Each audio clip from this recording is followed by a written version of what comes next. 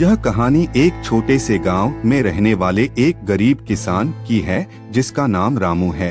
रामू का पूरा परिवार कृषि पर आधारित था और उनकी मुख्य आय खेती से ही होती थी। वे एक छोटे से खेत में जैविक खेती करते थे और उन्हें खेती में विशेष रुचि थी। रामू की कहानी उस समय से शुरू होती है जब उनके पास बहुत ही कम सामग्री थी, लेकिन उनकी मेहनत और आत्मविश्वास की वजह से वे किसानी में सफलता पाने के लिए कठिनाइयों का सामना करते गए। वे सिर्फ जैविक खेती की तरफ ध्यान केंद्रित करते और खेत में उर्वरकों के बजाय उर्वरक की जगह खेत में खाद प्रदान करते थे। अपनी मेहनत और समर्पण से रामू की खेती धीरे धीरे फलने लगी, उनकी पैदावार बढ़ती गई और उनकी मुनाफा कमाने की क्षमता में भी वृद्धि हुई। वे अपनी उत्पादों को स्थानीय बाजार में बेचते और इससे उनकी आर्थिक स्थिति में सुधार होने लगा। रामू की सफलता उनके परिश्रम, संघर्ष और सहनशीलता की कहानी है।